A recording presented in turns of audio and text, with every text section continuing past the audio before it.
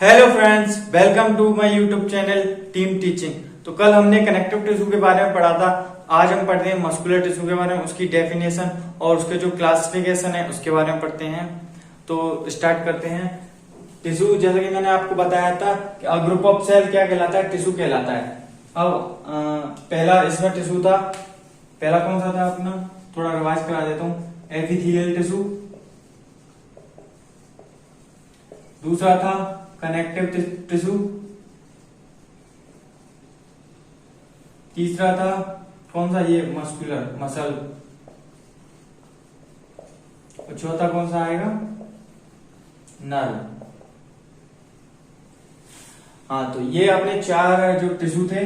अब हम इसमें मसल के बारे में पढ़ेंगे। मसल टिश्यू जो है वो क्या है, उसकी डेफिनेशन देखते हैं।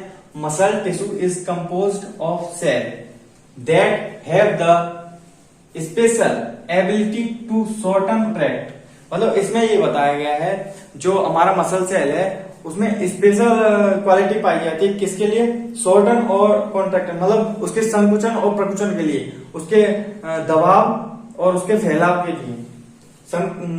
मतलब शॉर्टन और contract in order to product movement of the body part. और यह जरूरी है किसके लिए? जो हमारे बॉडी पार्ट है उसके मूवमेंट के लिए। जैसे कि मतलब जैसे मैं बोल रहा हूँ और हाथों को ऐसे कर रहा हूँ, तो उसमें क्या मूवमेंट है किसका? मसल सेल का। मसल सेल मूवमेंट करती हैं, तभी हम ऐसे हाथों को ऐसे इधर उधर फेंक सकते हैं। तो ये हो गया, ये इसकी डेफिनेशन होगी। अब देखेंगे types. 3 types of muscle tissue, मतलब इसके क्लासिफिकेशन में ये 3 प्रकार की होती है। कौन कौन सी? स्केलेटल टिश्यू, स्मूथ टिश्यू और कार्डियक टिश्यू। अब हम देखेंगे स्केलेटल मसल टिश्यू के बारे में। Long cylinder cell shaped cell voluntary control the movement. Cylinder cell क्या होती, कैसी होती है? ये कुछ इस प्रकार की होती है, जो कि हड्डियों से कुछ जुड़ी रहती है। ये होती है सिलेंडर सेल, सिलेंडर शेप्ड ऐसे सेल। वॉलेंट्री यानी कि इसका कंट्रोल हमारे हाथों में ही रहता है। इनवॉलेंट्री क्या होता है? इनवॉलेंट्री मतलब हम हमारे नियंत्रण में वो नहीं रहती हैं, उसे इनवॉलेंट्री। और जो नियंत्रण में रहती है हमारे, उसे वॉलेंट्री कहते हैं। तो ये कैसी है? Voluntary control the movement skeletal muscle, क्योंकि अटैचमेंट टू द, इसके लोकेशन हम देखेंगे क्या, अटैचमेंट टू द बोन। यानी कि बोन कैसी होती है? वॉलेंट्री होती है।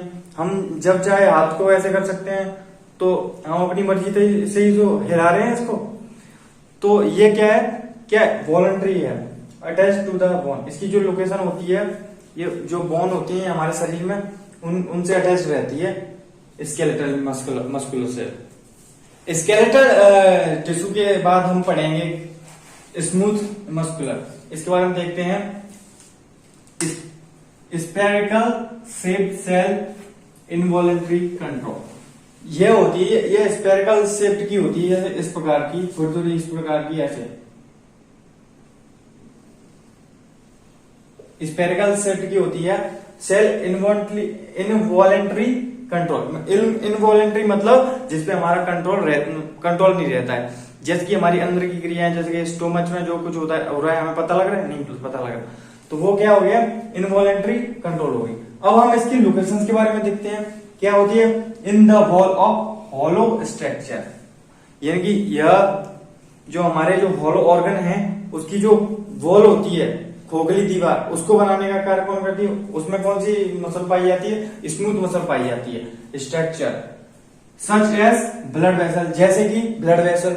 ब्लड वेसल का जो अंदर का जो पार्ट होता है, अंदर की जो लेयर होती है, किससे होती है? स्मूथ मसल की बनी रहती है। And stomach. अब बताओ, ये बनी रहती है ब्लड वेसल किससे? स्मूथ मसल से। अब हम ब्लड वेसल में पता लग पा रहे हैं, उसमें कुछ भी हो जाए कि मतलब हम ब्लड रोक दें, ब्लड का। तो अब हम देखेंगे कार्डियक मसल के बारे में। इसकी परिभाषा देखते हैं। कंसिस्ट ऑफ ब्रांच सेल, मतलब ये किससे मिलकर बनी रहती है? जो ब्रांच सेल होती है, जिसकी ब्रांच मतलब एक सेल में से फिर ब्रांच निकली होती है, उस सेल से मिलकर बनी होती है। कौन सी सेल? कार्डियक मस्कुलर, मतलब एक रेस के समान होती है। रे से समझ, जैसे कि ये क्या है, कार्डियक मसल। तो consist of branch cell and involuntary control. Involuntary वो होता है, इनवॉलेंट्री कंट्रोल जिसपे अपना नियंत्रण नहीं रहता, उसको क्या कहते हैं, इनवॉलेंट्री कंट्रोल। अब इसके हम लोकेशंस के बारे में देखेंगे। तो इसकी जो लोकेशंस है, हार्ट वॉल, हार्ट की जो दीवार होती है, जैसे ऊपर की जो दीवार होती है वो किससे बनी होती है, पेरिकार्डियम,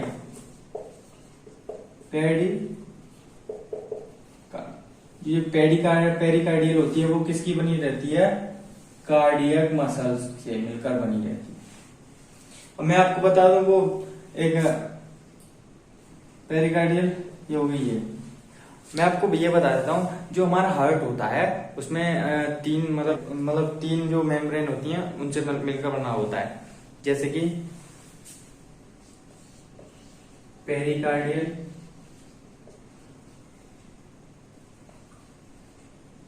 मायोकार्डियल, एंडोकार्डियल। जो हमारा हार्ट होता है इन तीन से मिलकर बना रहता है। तो आपको सब कुछ समझ में आ गया होगा, बाइडली रूप से मैंने आपको बताया है। तो अब हम इसका चौथा पार्ट पढ़ेंगे। हमने 3 पार्ट पढ़ लिए हैं। पहला epithelial tissue, connective tissue, muscular tissue, और जो ये सबसे लास्ट हुआ है नर्वस टिश्यू। अब नर्वस टिश्यू को हम देखते हैं, इसकी परिभाषा देखते हैं पहले तो। It is consist of nervous cell and neurons. मतलब यह नर्वस सेल और न्यूरॉन से मिलकर बना रहता है। न्यूरॉन पाए जाते हैं जो हमारे मूवमेंट के लिए या बैलेंस बनाने के लिए बहुत आवश्यक होते हैं, तो उनसे मिलकर बना रहता है क्या, nervous tissue. It is called nervous tissue. इसे क्या कहते हैं, नर्वस टिश्यू कहते हैं, नर्वस टिश्यू। अब लोकेशन देखते हैं इसकी। नर्वस सिस्टम, ये कहां पाया जाता है, नर्वस सिस्टम। नर्वस सिस्टम में कौन कौन से पार्ट आते हैं, ब्रेन, स्पाइनल कॉर्ड, और क्या लास्ट में क्या,